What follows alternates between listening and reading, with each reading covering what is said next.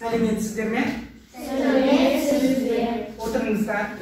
Қазақ тілі сабағына қош келдіңіздер. Балалар, бүгін сабақта барлығымыз ба?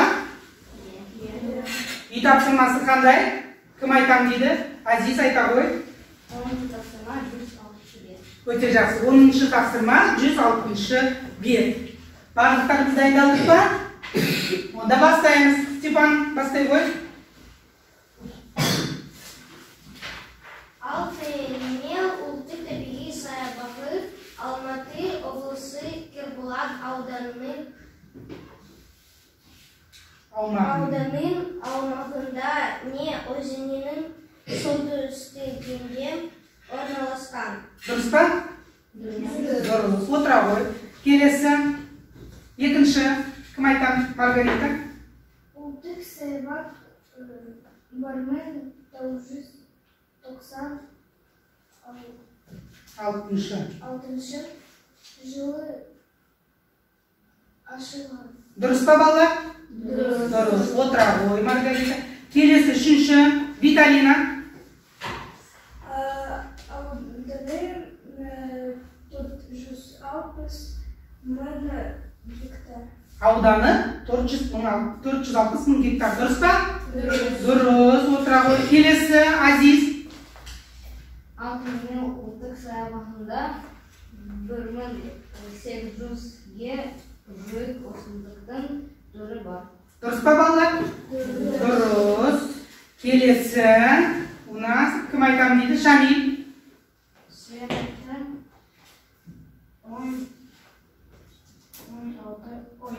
17 қарашы бекеттер мен 3 туристік бағыт жұмыс істейді. Жұмыс істейді, дұрыс па? Дұрыс. Өте жақсы. Ал бір-біріміз бағалаймыз. Қалай бағалаймыз? Кәне басқарма әдісі арқылы бағалаймыз. Сабақ сіздерге ұнаса, үй тапсырмасын жақсы орындасақ, бір-бірімізге қандай баға қоямыз? Өте жақсы. Өте жақсы деген баға қоямыз. Жақсы, балалар, үй тапсырмасын тексердік. Ал енді мұқият тақтаға қараймыз. Тақтада бүгінгі сабақтың тақырыбын ребус арқылы табайық. Ребусты шешейікші. Бірінші. Қандай сурет көріп тұрсыңдар? Қандай бұл кім? Әнші. Екінші, құм. Сабақтың тақырыбы өте жақсы. Бүгінгі сабағымыздың тақырыбы әнші құм деп аталады. Балалар, мен сіздерге бүгінгі сабақта мынандай эпиграф дайындап келдім. Табиғат тау бесігін аяла, қорғай біл, тазалығын сақта, болашақ сендердің қолдарыңда. Келісесіңдер ма? Келісесіңдер ма? Иә, өте жақсы. Онда бұл бүгінгі дәптерлерімізді ашамыз. Аша қойыңдар дәптерлерін. Бүгінгі күнді жазамыз. Сәуірдің 20-сы жаза қойыңдар. Сынып жұмысы, сабақтың тақырыбы әнші құм.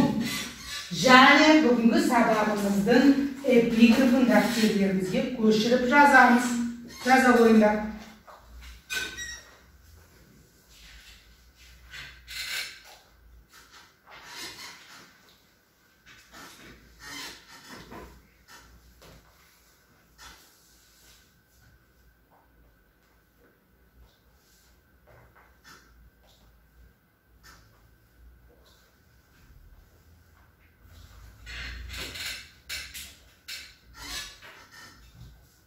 Эпиграфты София жаза қой. Табиғат тау бесігін аяла, қорғай біл, тазалығын сақта, болашақ сендердің қолдарыңда.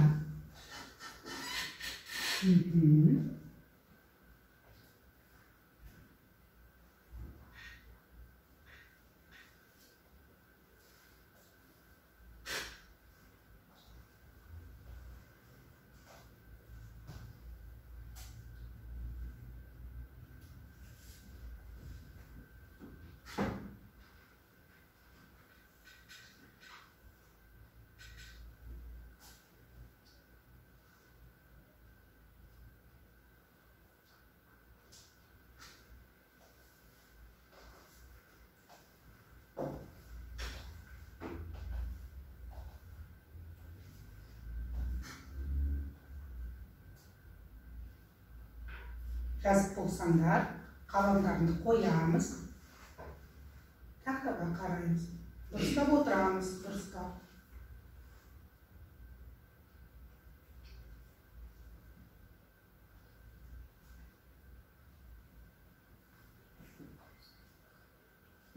Жазып болдыңыздар ма? Келесі. Сонда балалар, бүгінгі сабақта сендерді меңгеретіндер. Яғни сабағымыздың мақсаты. Тыңдалған мәтін негізінде мазмұнын түсіну және нақты ақпаратты анықтау. Берілген сұрақтарға дұрыс түсініп сұрақтар лайықты жауап беру, шағын диалогқа қатысу. Және де сабақта біз бүгін өзімізге қоятын критерийлеріміз мұндай. Әншіқым туралы түсіну, мәтінмен жұмыс жүргізу, сұрақтарға жауап беру және сөз жұмбақты шешу. Бүгінгі сабақта балалар біз жаңа сөздермен танысамыз. Бүгінгі жаңа сөздер мынандай: төбе, желсіз, жаңбырлы. Төбе сөзі бұлақ қалай аударылады? Айтам. Хол, ал ағылшынша білесің бе? Хил өте жақсы. Келесі ұлан. Желсіз сөзі қалай аудармасы қалай? Безветренный. Ал ағылшынша кім көмектеседі? Ағылшынша Азиз? Windows. Өте жақсы. Келесі жаңбырлы. София. Ағылшынша қалай болады? Дұрыс па балалар? Дұрыс. Ал қандай сөз тіркестерін құруға болады бұл сөздермен? Кім біледі? Мысалы төбе, хол, желсіз, жаңбырлы. Мысалы біз қалай айтамыз? Биік төбе. Дұрыс, өте жақсы. Биік төбе. Желсіз. Саша, желсіз. Виталина, желсіз. Дұрыс, желсіз күн отыра ғой, дұрыс. Жаңбырлы. Жаңбырлы түн, дұрыс па? Дұрыс. Жаңбырлы күн, елемесе желсіз түн деген жауаптар жазуға болады. Сөздік дәптерлеріңізді ашаңыздар, жаңа сөздерді жаза қойыңыздар. Аша қойыңдар сөздік дәптерлеріңді. Жазамыз жаңа сөздерді. Жаза қойыңдар. Төбе, желсіз, жаңбырлы.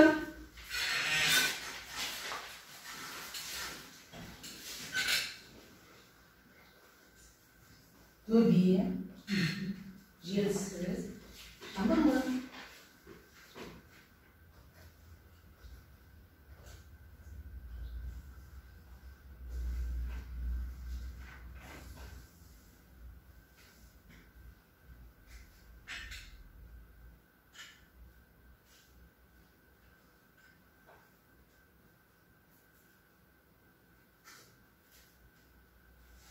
Кім болды? Сөздік дәптерлерімізді жабамыз, орнына қоямыз. Оқулықтың 108-ші бетін ашамыз. Әнші құм деген мәтінді қазір сіздермен таныс боламыз. Тыңдау мәтіні мұқият тыңдаңыз. Әнші құм. 108-ші бет. Таптыңыздар ма? Ал мұқият тыңдаңдар. Әнші құм жетісу жеріндегі үлкен қалқан, кіші қалқан тауларының қасында жатыр. Құмды төбенің биіктігі 150 метр, ұзындығы 8, ені 3 шақырым. Оның әнші құм аталуының өз сыры бар. Жел соққан кезде ұсақ құм төмен қарай жылжиды. Осы кезде сырнайдың дауысына ұқсап әдемі әуен құлаққа естіледі. Ал жел қатты соқса, әлгі әдемі үн реактивті ұшақтың дауысына ұқсайды. Жел соққан сайын құм түрін өзгертіп отырады.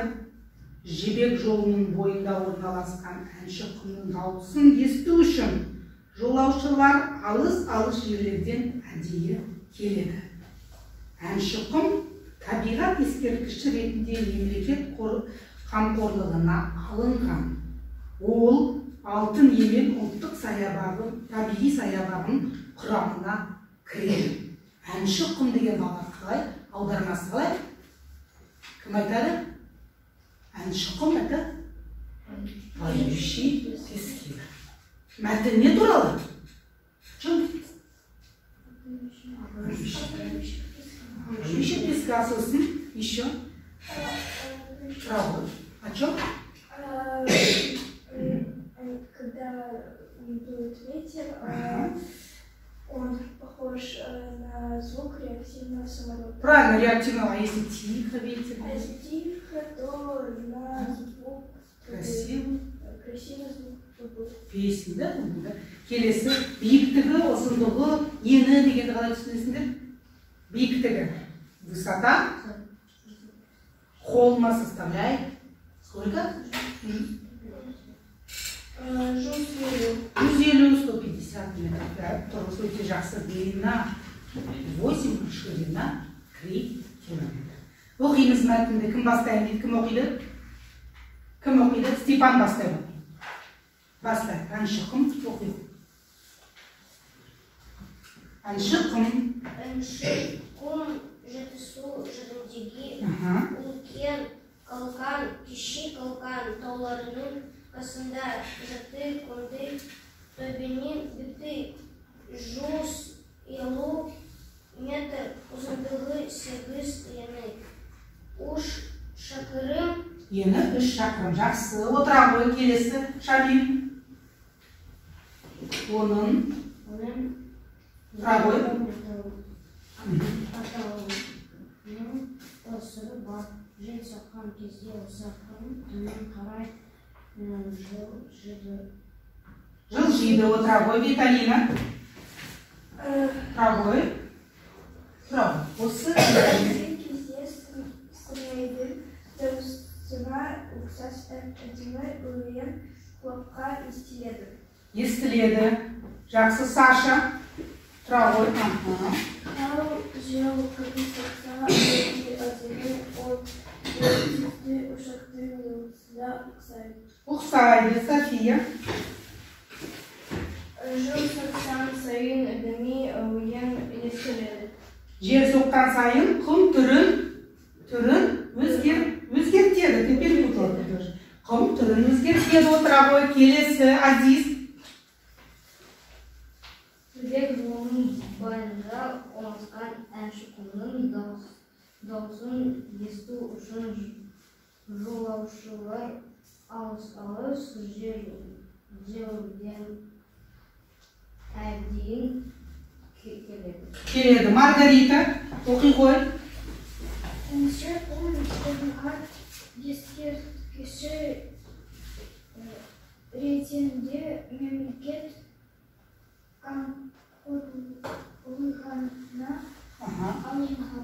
Алынған. Ал мемлекет қамқорлығына алынған. Бұлар оқи қойсың соңғы сөйлемді. Ол Өлтірілген ұлттық табиғат саябағының құрамына кіреді. Өте жақсы. Алтын емен саябағының құрамына кіреді. Ал сендер балалар реактивті самолеттің және әдемі әуен дауысын естіп көрдіңдер ме? Ал қазір сіздерге мен мынандай бір видео дайындадым. Ал мұқият тыңдаңдар. Неге ұқсайды?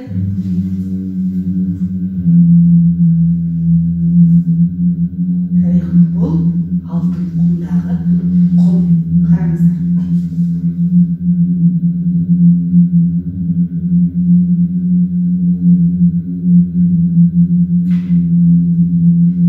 Жолаушылар келе жатыр, иә? Табиғатты қараңыздар. Екші.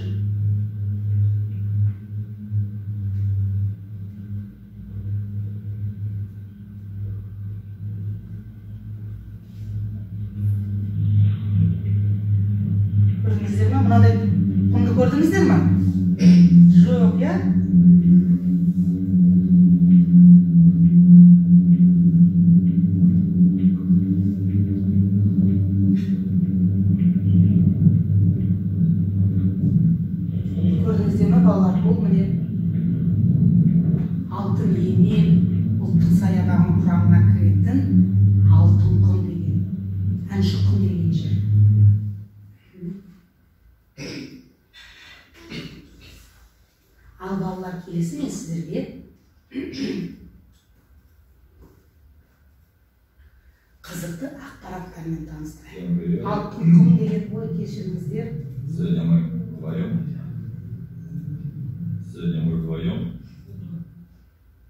Алтын құм деген жердің ең қызықты ақпараттармен таныстырайық.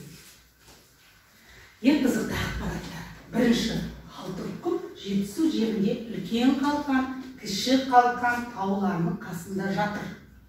Құм төбенің биіктігі 150 метр, ұзындығы 8, ені 3 шақырым. Дұрыс па? Біз жаңа оқулықта кезек тұрмыз, өте жақсы екен.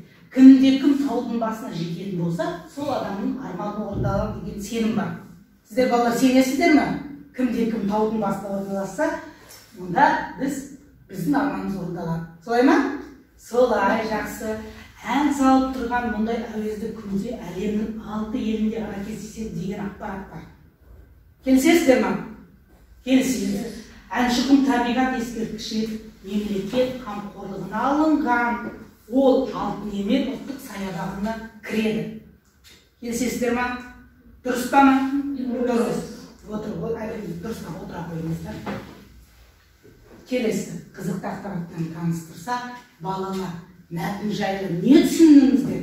Сол бойынша түсінгендеріңізді айтып, мына сұрақтарға жауап берейік. Сіздердің алдарыңызда қараңыздар. 3 түрлі көк, сары және қызыл түсті қағаздар бар.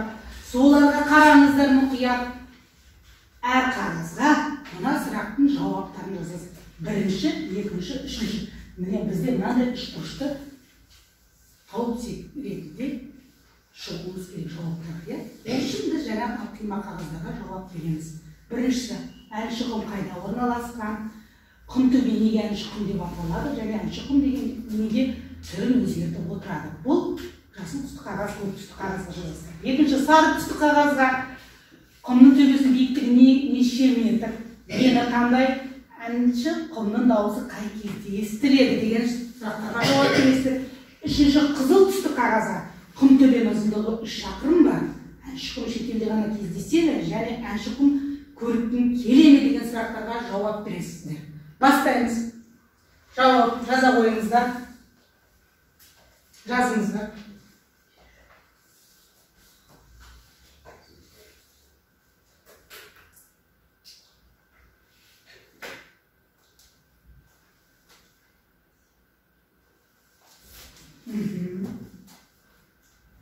Жақсы.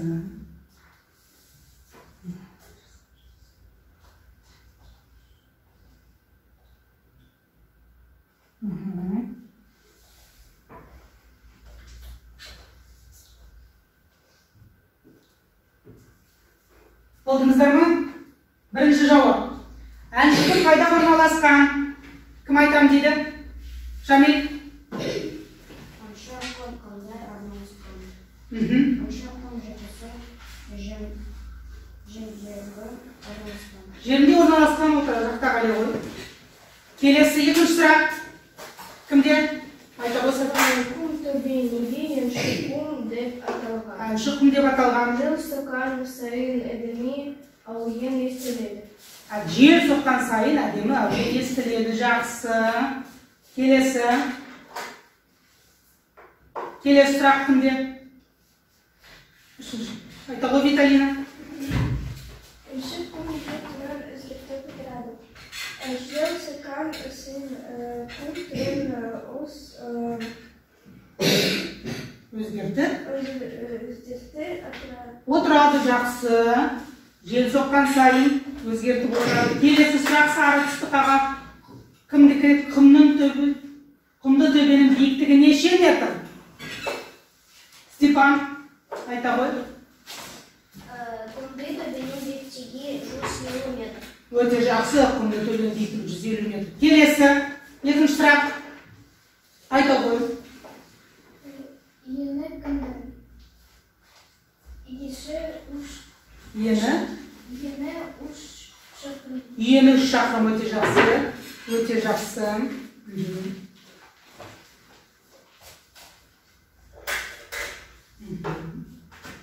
Келесі сұрақ. Әншіқұмның дауысы қай кезде естіледі? Саша, айта ғой. Әншіқұм Жел сыққанда естиді.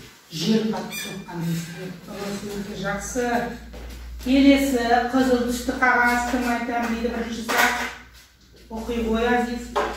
Құм төбенің ұзындығы 3 шақырымға, жоқ құмды ұзындығы 8 шақырым. Ұзындығы 8 шақырым, жақсы. Келесі сұрақ. Айта ғой, ұлан, оқи ғой. Әнші құм шетелде ғана кездеседі? Жоқ қамшықын Қазақстанға Жетісуда орналасқан. Жазып қой ғой. Соңғы сұрақ, Бұлат, оқи ғой. Құмшы құмды көргім келеме. Көргің келе ме? Иә, мен құмшы құмды көргім келеді. Әнші құмды көргім келе. Өте жақсы. Лев. Балалар, өте жақсы жауап бердіңіздер. Барлықтар сізге түсінікті ма? Бағалаймыз. Өте жақсы бағаладық. Келесі онда балалар сіздермен оқулықтың 109-шы бетінде сөз жұмбақ берілген. Сөз жұмбақты шешейік. Ашамыз оқулықты 109-шы бет. Мұқият оқыңыздар, жауабын табуға тырысайық.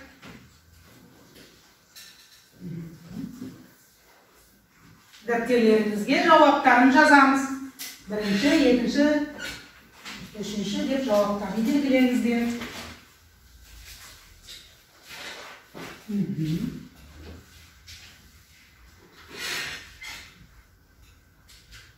Әнші шырқайды, мұсылман халықтың ұлттық мейрамы, таудың ең биік жері, жануарлардың қорегі, 10 саусақ бағдарламасының кейіпкері, жаман әдет, қазақша жыл қайыру.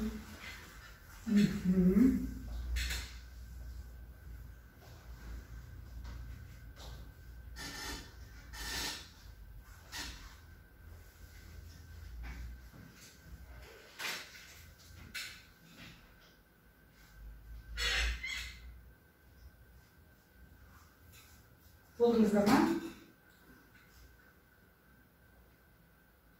Азиз, бірінші сұрақтың жауабы. Тұра ғой.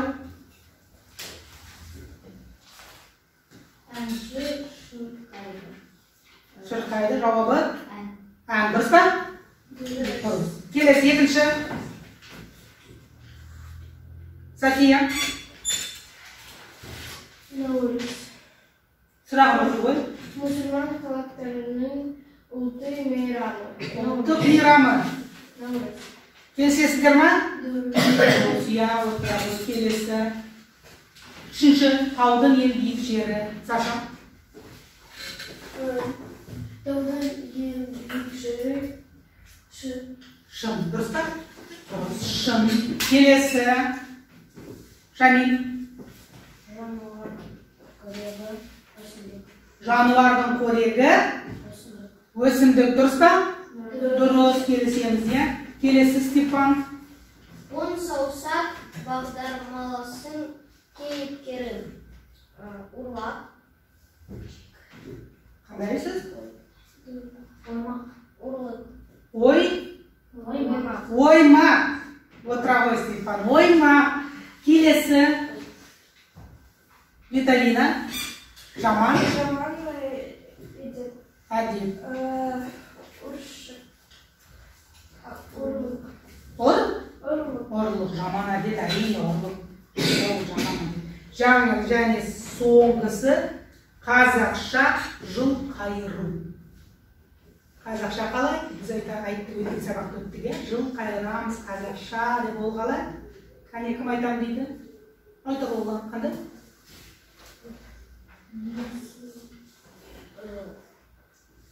Көмектесеміз. Саша? Мүшелдік отыратын. Мүшелдік өте жақсы. Қазақша жыл қайыру, ол деген мүшелдік өте жақсы. Балалар, кері байланыс береміз, бір-біріміз бағалаймыз. Жауаптарымызға кәне бағалаймыз.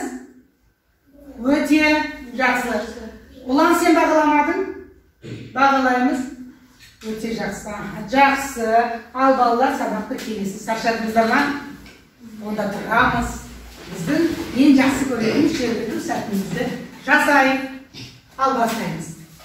1, 2, 3, ал кәнеки 3, 4, 5, 6, 7, мынау шет. 8, 9, 10, ал кәнеки 10. Асықпа да саспа, бірден қайта. Баста, өте жақсы, бірден қайта бақ. Отыра қойыңыздар, отыра қойыңыздар. Онда балалар келесі көшеміз 5-ші тапсырма. Жаза қойыңыздар. 5-ші тапсырма. 5-ші тапсырма. 109-шы бет. Азиз оқыш, не істеу керек?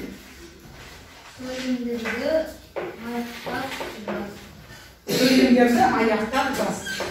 Тапсырма. 109-шы бет. Жаза қойыңыздар. Сөйлемдерді аяқтап жаз. Орындаймыз. 5-ші тапсырма. Дәптерлерімізге орындаймыз. Сөйлемдерді аяқтап жаз. Сөйлемдерді аяқтап жаз.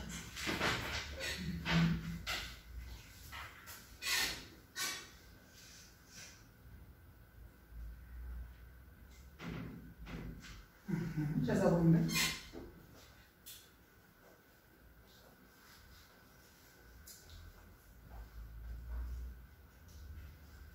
Сөйлемдерді аяқтап жаз.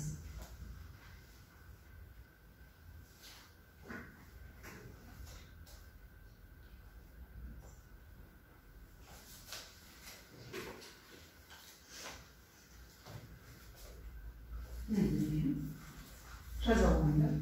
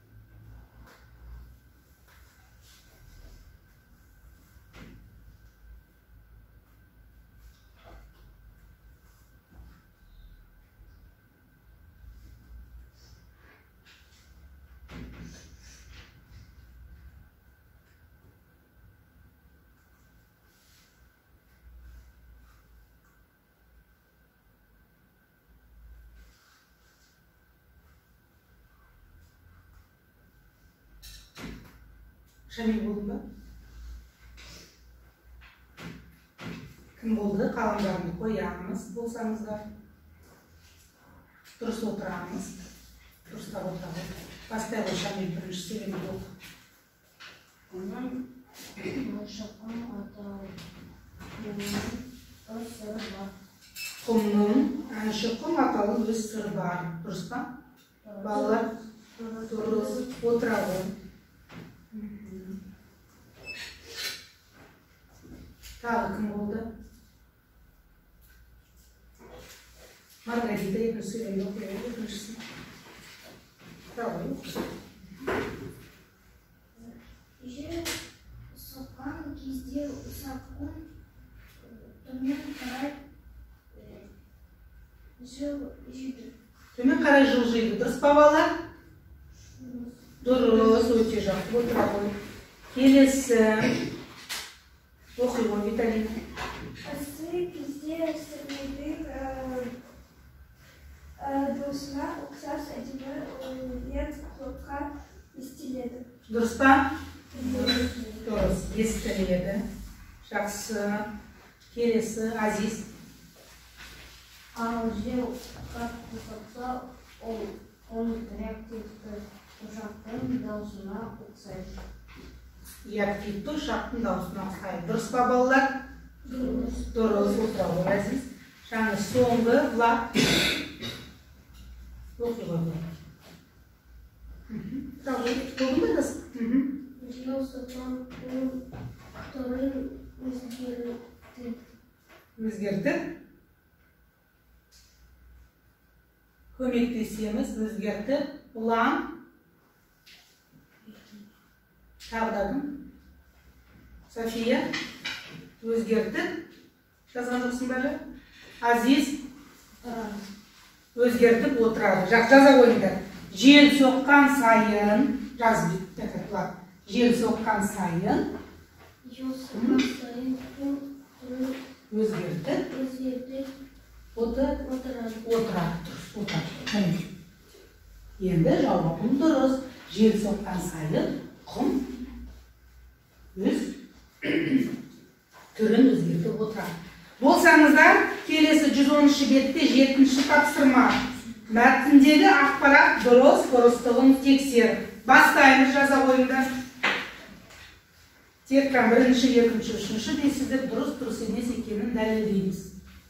Дұрыс емес екенін дәлелдейміз. Жаза қойыңдар.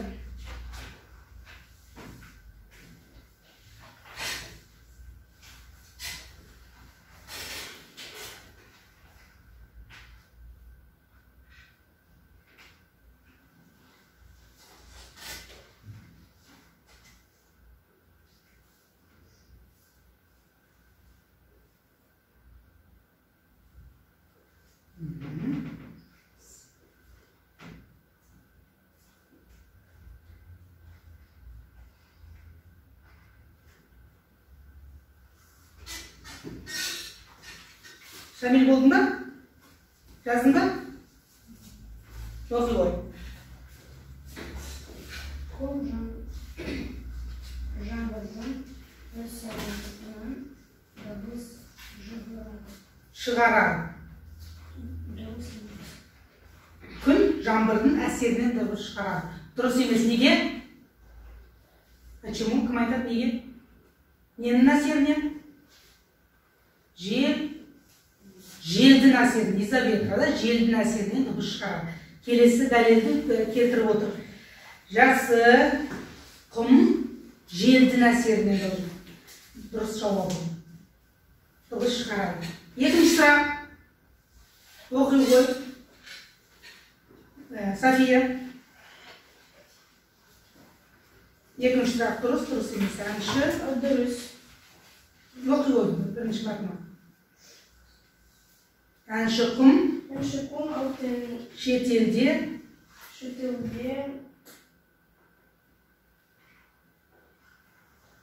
ғана бар, дұрыс емес. Қайда бар жетінші? Қайда бар бізде? Жетісуда, Қазақстан жеті дұрыс емес. Келесі Üçüncü Aziz. Okuy. Ең үлкен әншіқұм Қазақстанда орналасқан. Дұрыс. Дұрыс, жақсы. Келесі Саша. Okuy. Әншіқұм алтынымен саябағын жүрді. Дұрыс. Неге? Дұрыс. Дұрыс. Саябағын алтынымен саябағын орналасқан. Дұрыс. Келесі Степан. Оның дыбысы тикушақтың даусына ұқсайды. Дұрыс емес. Неге? Біз как говорили, қалай айттық біз? Дауысы неге ұқсайды? Реактивті самолет тікұшақтың даусына ұқсайды. Дұрыс па жауап? Дұрыс. Келесі 6-шы Виталина оқиғы. Әншіқұмның дауысы Тек жазда естіледі. Дұрыс. Дұрыс па, дұрыс емес па? Дұрыс емес. Дұрыс, дұрыс. Келесі 7-шы Маргарита. Таулар жауын ерден қалқанына ұқсағандықтан қалқан тау аталып кеткен. Таулар, қалқан тау деп аталып кеткен. Дұрыс па жауап балалар? Дұрыс емес. Неге? Дұрыс емес. Неге дұрыс емес? Кім айтады? Таулар жауынгерлердің үстіне ұқсағандықтан солай аталып кеткен. Жауап? Дұрыс. Зергілеп қойыңыздар. Дұрыс. Кейбіреулерде оқ жетпес деген таулар, солар неге ұқсайды? Жауынгерлердің мүшелері. Келесі сабақта біз сіздермен тауларды өтеміз, сол кезде мен сіздерге қызықты ақпараттармен таныстырамын. Жақсы ма балалар? Жақсы. Ал бір онда балаларына қараймыз. Қазір сіздердің алдарыңызда смайликтар бар, отырыңыздар. Бұл смайликтардың жақсы алтына сіздер бүгінгі сабақта не ұнады? Сол туралы жазыңыздар. Жаза қойыңыздар.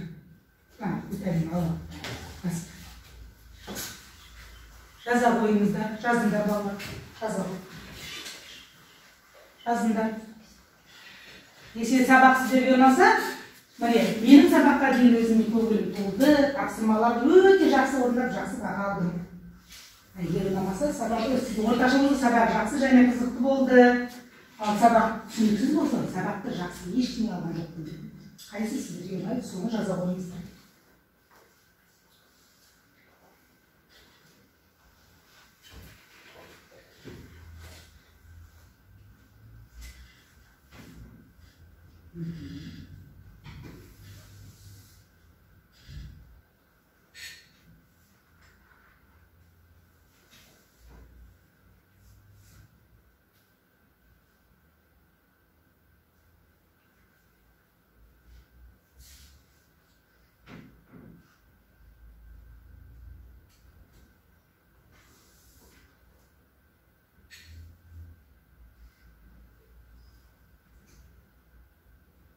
Жазып болдыңыздар ма? Қаламдарымызды қоямыз. Маған мұнда қараймыз. Ал енді сабағымызды рефлексиясын жүргізбес бұрын мынандай сұрақтарға жауап берейік. Оқулықтағы сұрақтарға. 108-ші бет. Бірінші. Әншіқұм қайда орналасқан? Кім айтам дейді? Әншіқұм қайда орналасқан? Бұлан, Әншіқұм қайда орналасқан? Айта ғой. Қайда балалар? Қайда орналасқан? Қазақстанда. Жетісуда орналасқан. Өте жақсы. Әншіқұмның биіктігі, Азиз, ұзындығы, ені қандай? Биіктігі. 150 метр. 150 метр биіктігі, ұзындығы. Ұзындығы 8, ені 3 шақырым. Ені 3 шақырым. Үшінші сұрақ. Құмтөбе неге Әншіқұм деп аталады? Кім айтады? Құмтөбе неге Әншіқұм деп аталады? Айта ғой, кәне. Кім айтам дейді? Құмтөбе Шамид неге Әншіқұм деп аталады?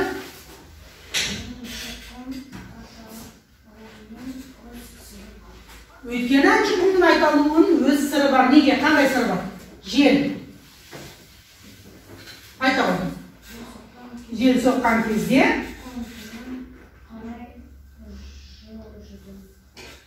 жылжиды, құм төмен қарай жылжиды. Жақсы. Әнші құм дауысын адамдар ненің дауысына ұқсатады? Ненің дауысына ұқсатады? Кім айтады кәне? Саша. Дауысы, әнші құм дауысын неге ұқсайды? Неге ұқсайды? Реактивті. Айта қойдым. Әзиз. Ұшақтың дауысына ұқсайды. Және келесі сөйлем. Сұрақ, әнші құм неге түрін өзгертіп отырады? Кім айтады? Неге түрін өзгертіп отырады? Кәне. Әнші құм неге түрін өзгертеді? Кім айтады? Әнші құм жел соққан сайын түрін өзгертіп отырады. Не болды сіздерге балалар? Кәне көңіл күйімізді көтереміз. Дұрыс әдемеп отырамыз. Ал енді бүгін сабақ сіздерге түсінікті ма? Онда түсінікті болса, сабағымызды бағалайық. Келе ғой, бір-бірден шыға қойып, келе Виталина шыға қой бір-бірден. Келе ғой. Келе ғой. Азиз келе ғой, келе бір-бірден келе ғой. Бағалаймыз. Келе ғой. Сәкелі келе ғой.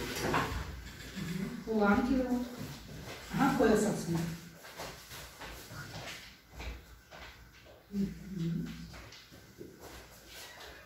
Келе Саша. Маргарита.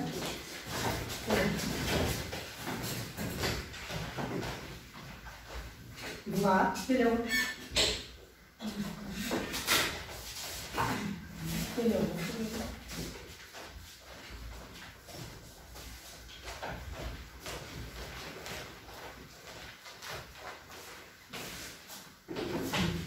Степан. Болдық па? Бақсарыз бағаладық па? Шамил, сен бағаладың ба? Келе.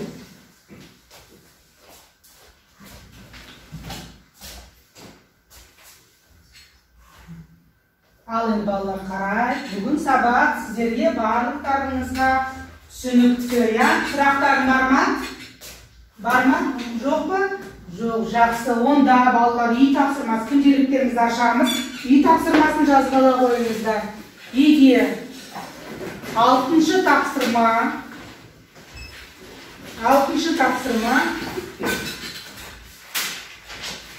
ребусты шеш. 6-шы тапсырма жаза қойыңдар. 6-шы тапсырма ребусты шеш.